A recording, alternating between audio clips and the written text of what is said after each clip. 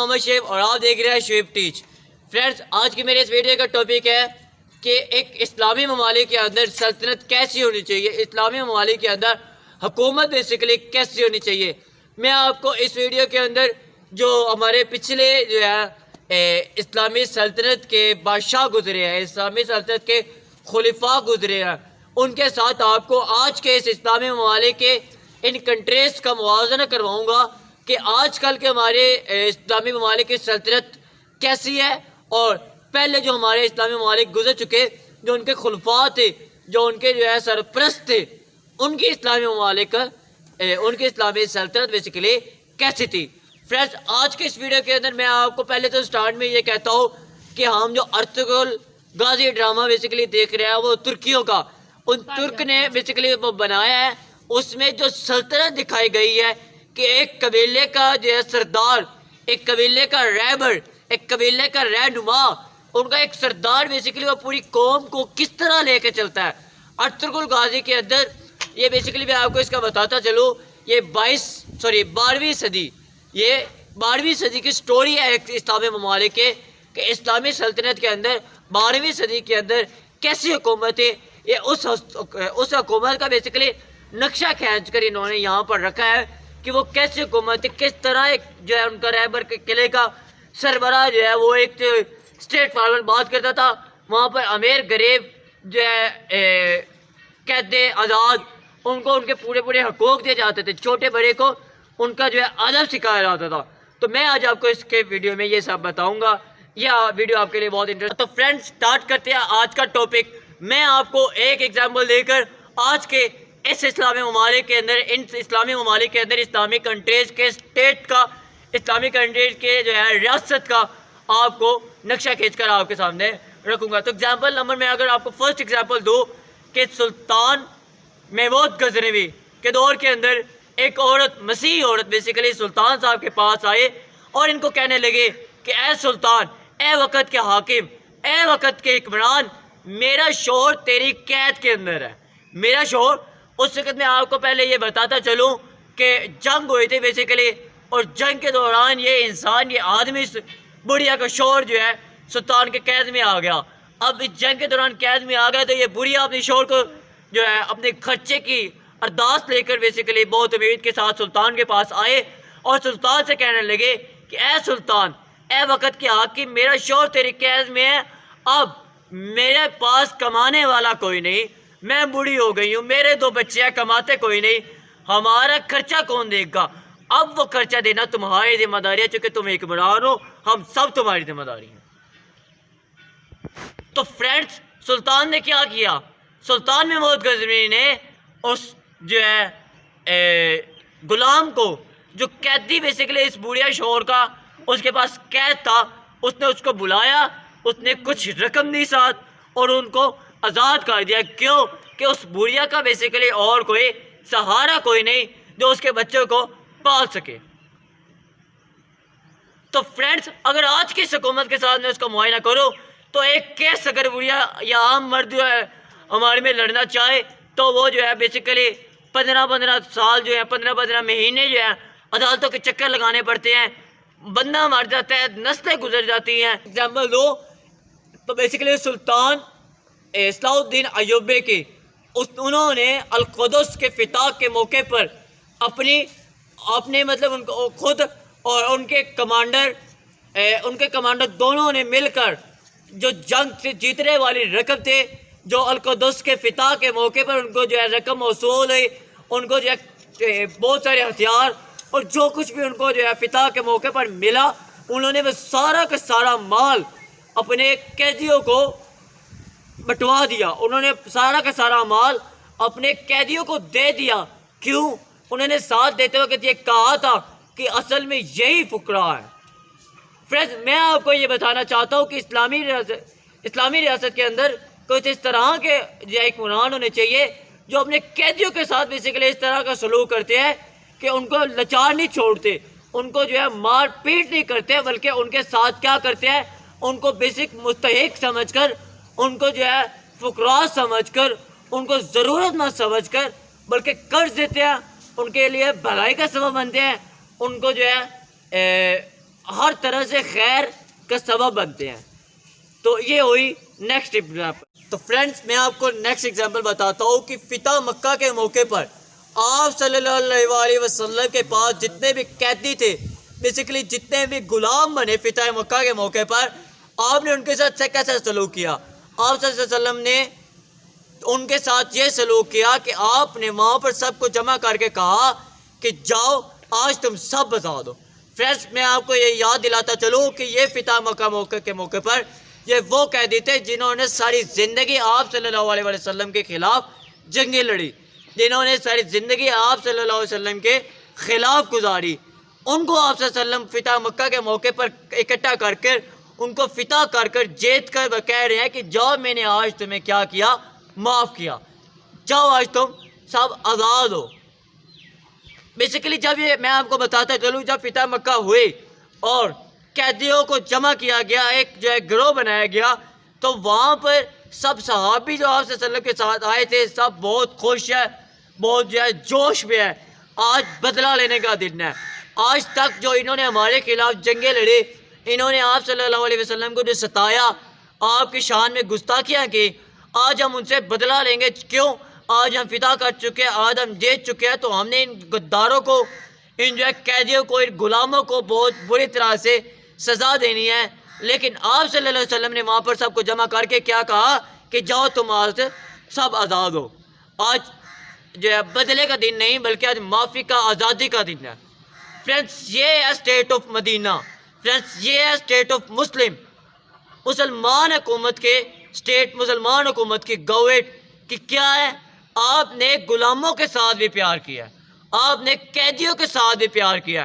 Friend आपका दिल उस वक्त तक नरम नहीं बन सकता जब आपके अंदर दरगुजर का, जब आपके अंदर नरमी का, जब आपके अंदर माफ़ कर देने का मादा ना पैदा हो जाए, तब तक आप बेसिकली नरम दिल नहीं बन सकते। तो कोशिश करें, हम स्टेट है, हम जो इस्लामिक स्टेट है बेसिकली, तो हमारे अंदर भी ये जज्बा पैदा होना चाहिए। नेक्स्ट एग्जाम्पल आपको अगर दो कि बेसिकली हज़रत उमर बिन खत्ताब रज़ी अल्लाह ताला अन्हु के दौर के अंदर, उस ज़माने के अंदर बेसिकली हज़रत उमर के दौर के अंदर हज़रत अली अल मुर्तज़ा बेसिकली वहाँ पर जो है काजी हुआ करते थे।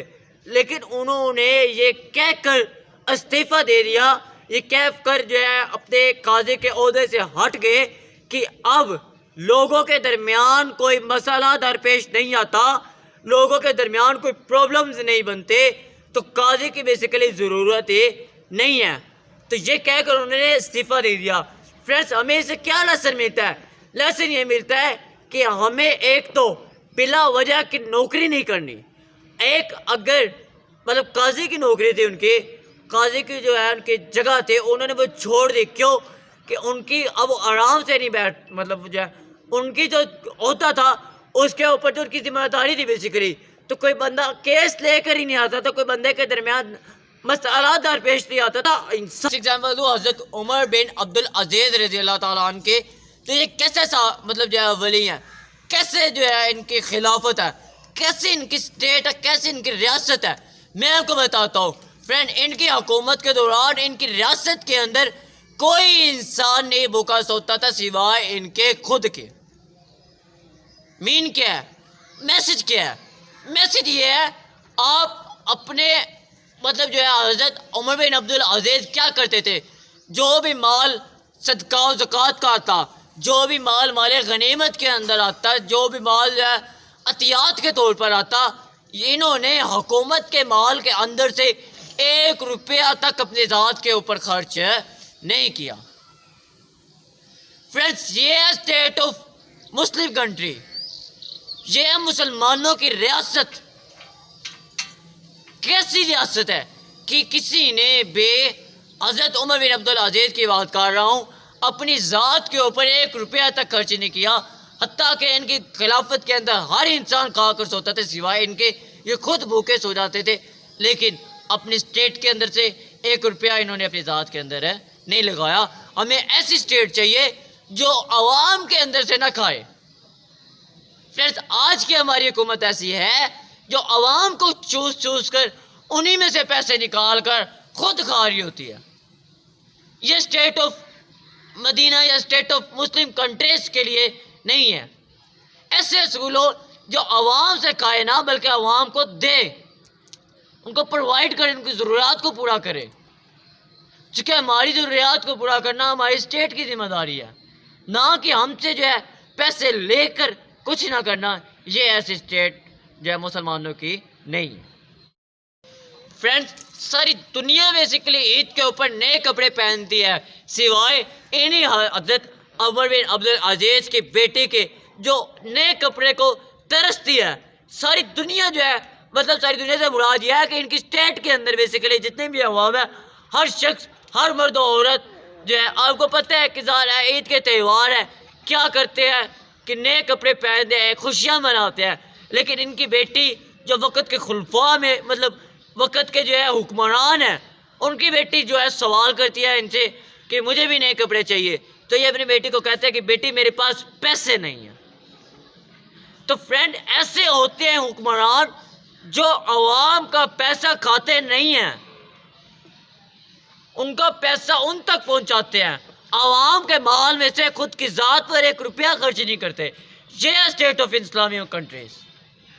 अगर मैं आपको अगली मिसाल दूँ खलीफा हारून रशीद की, फ्रेंड इनके नाम से कोई तो ना वाकिफ़ नहीं है, इनका ताल्लुक़ किसी के जो है मोहताज नहीं है।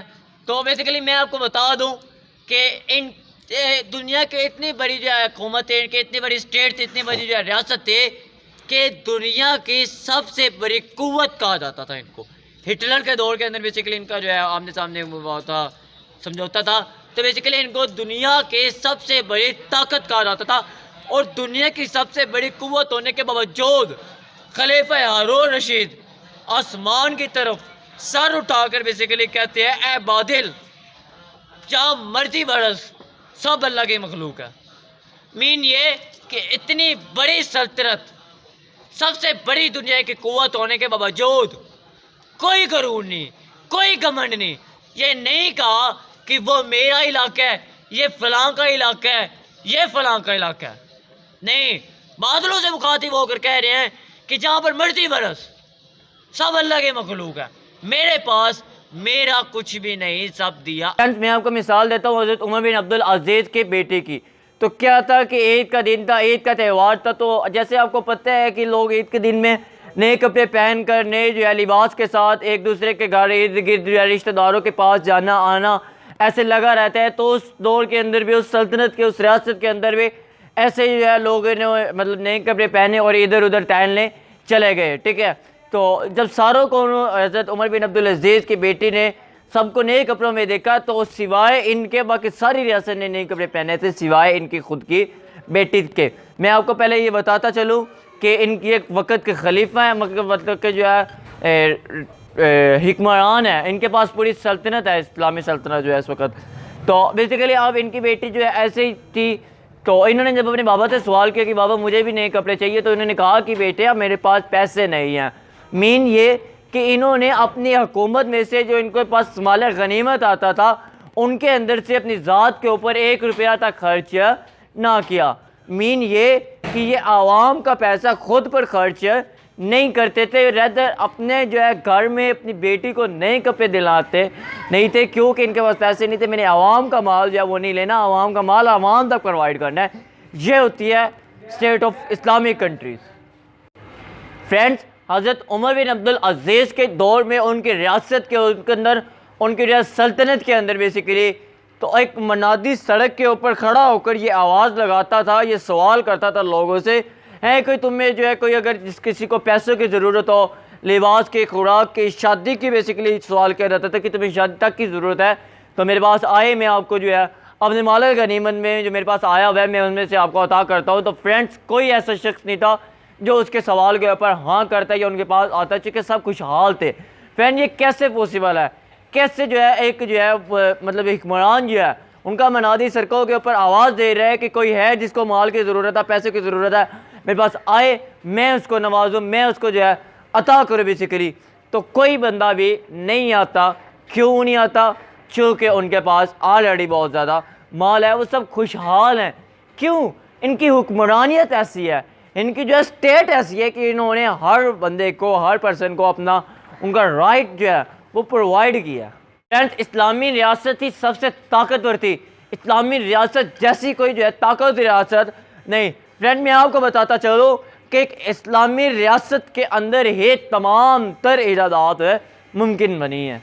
ये जितने भी साइंसदान हैं, जितने भी जो है साइंटिस्ट है या वट जो भी इजादात करते हैं, नई नई एडवेंचर जो है इजादात करते हैं, तो क्या करते हैं, ये कुरान और हदीस की रोशनी में ही जो है अपनी चीज़ों की ईजाद को जो है मुस्बत जो यकीनी बनाते हैं।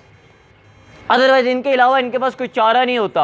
आपको पता है खलीफा हारून रशीद के दौर के अंदर सबसे बड़ा कुतुब खाना जो है अब तक वही था, बैतुल हिकमत जिसे कहा जाता है, तो वो हिटलर ने बेसिकली जलाया। आपको पता है उसके अंदर ऐसी ऐसी इल्म था, ऐसी ऐसी किताबें थी, ऐसी ऐसी कुतुब थी जो किसी को नहीं पता थी।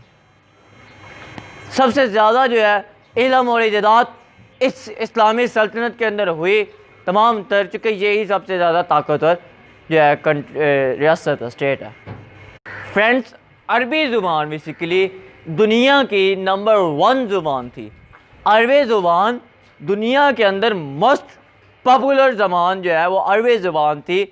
वो स्टेट ऑफ इस्लामिक कंट्रीज़ ने इसको जो है उसको बढ़ाया, उसको प्रमोट किया ताकि वो दुनिया के अंदर फैले।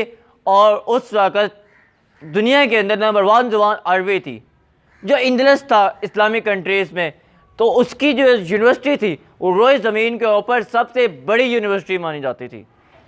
इतनी आला कुतुब और इल्म जो है उसके अंदर मौजूद था। मैं कोई मिसाल देता हूँ मोहम्मद बिन फ़ातेह की। मोहम्मद अल फ़ातेह की, उसने 17 साल की उम्र में जो है जंग लड़नी शुरू की और 22 साल की उम्र में उसने जो है कुस्तुनतुनिया को फ़तह किया और बहुत बड़ा और जो है आला सिपाही बनकर जो है वो दुनिया के अंदर उभरा था।